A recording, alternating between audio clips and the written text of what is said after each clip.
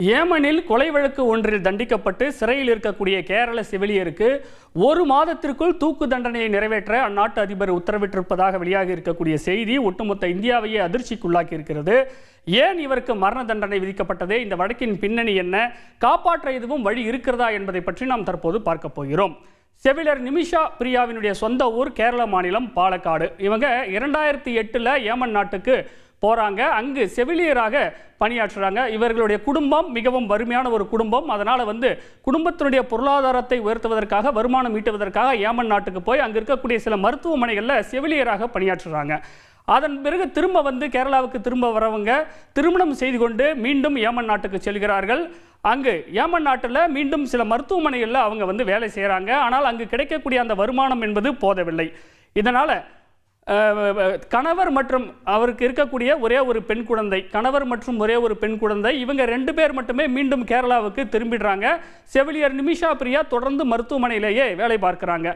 இதற்கிடையில தான் வருமானத்தை பெருக்கிறதுக்கு என்ன வழி அப்படின்னு யோசிக்கும் போது ஒரு மருத்துவமனையை தொடங்கலாம், மருத்துவமனை தொடங்கினா வருமானம் ஈட்டலாம் அப்படிங்கிற எண்ணத்தில் 2014 தன்னுடைய நண்பர்கள், உறவினர்கள் கிட்டலாம் ஒரு 50 லட்சம் ரூபாய் வரைக்கும் கடன் வாங்கி ஒரு மருத்துவமனையை அங்கே தொடங்குறாங்க. ஆனால் இந்த மருத்துவமனை தொடங்குறதுக்கு ஏமன் நாட்டினுடைய விதிப்படி பார்த்தீங்கன்னா அங்கே இருக்கக்கூடிய உள்ளூர்காரர் ஒருவர் அந்த மருத்துவமனையில் ஷேர் ஹோல்டராக இருக்கணும். அப்படி பார்க்கும்போது டலோல் அப்டோ மக்தி அப்படிங்கிறவர் இவங்க செவிலியர் நிமிஷா பிரியா கூட பங்குதாரராக அந்த மருத்துவமனையில் இணைகிறாங்க.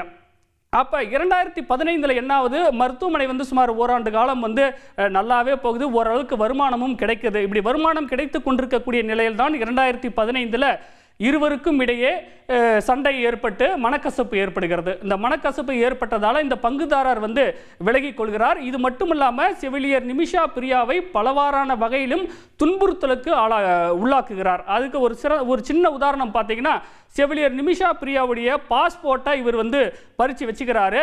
பாஸ்போர்ட்டை திரும்ப பெற முடியாமல் இவங்க சொந்த ஊருக்கும் திரும்ப முடியாமல் நிமிஷா பிரியா அங்கேயே தவிக்கிறாங்க. இதற்கிடையில் பிஸ்னஸ்லேயும் ஒரு பெரிய லாஸ் ஆகுது.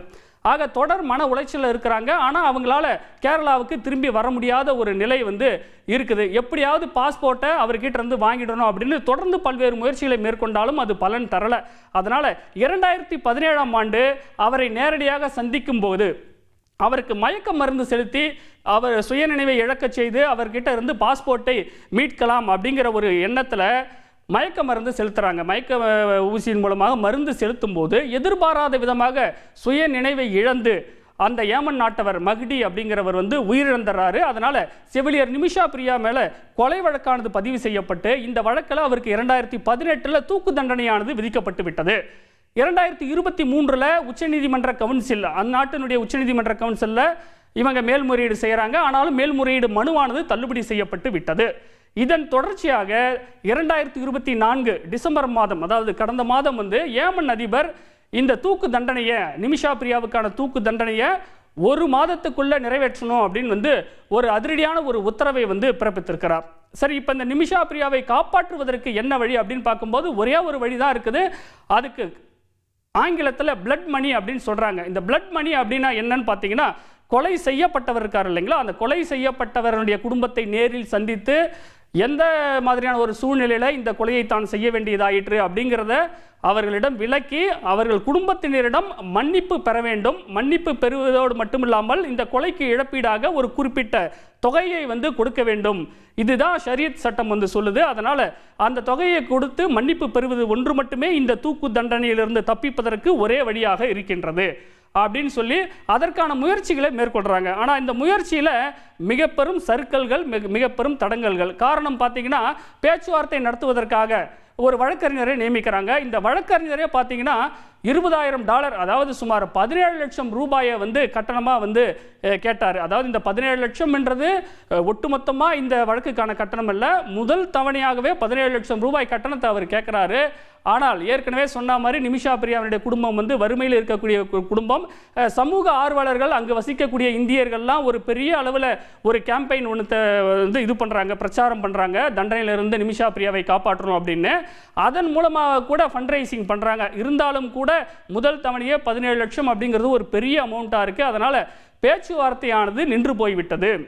இப்படி இருக்கக்கூடிய சூழ்நிலை தான் இப்போ இந்த ஒரு மாதத்திற்குள்ளாகவே இந்த தூக்கு தண்டனையை நிறைவேற்றணும் அப்படின்னு அதிபர் ஒரு அதிரடியான உத்தரவை பிறப்பித்திருக்கிறார். இதை தொடர்ந்து இதுக்கிடையில் கடந்த ஏப்ரல் மாதம் நிமிஷா பிரியாவினுடைய தாய் ஒரு பெரிய முயற்சிக்கு பிறகு அவங்க உச்சநீதிமன்றத்தினுடைய அனுமதி வாங்கி இப்போ ஏமன் நாட்டுக்கு அங்கே மிக பெரும் பதற்றமும் போர் சூழலும் நீடிக்குது. நீங்களோ நானோ நினைச்சா ஏமனுக்கு கிளம்பி போயிட முடியாது, தடை இருக்கு அங்கே போகிறதுக்கு. அதனால் இவங்க என்ன பண்ணுறாங்க, தன்னுடைய மகளை எப்படியாவது காப்பாற்றணும் அப்படின்னு சொல்லிட்டு உச்சநீதிமன்றத்தில் ஒரு வழக்கு போட்டு உத்தரவு பெற்று மத்திய அரசினுடைய அந்த உதவியோடு அவங்க என்ன பண்ணுறாங்க, ஏமன் நாட்டுக்கு அவங்க போகிறாங்க. அவங்க இப்போ ஏமன் நாட்டில் அந்த கொல்லப்பட்டவருடைய குடும்பத்தை சந்தித்து அவர்களிடம் தன்னுடைய மகளுக்காக மன்றாடவும் மன்னிப்பு கேட்கவும் முயற்சிகளில் தொடர்ந்து ஈடுபட்டு வராங்க.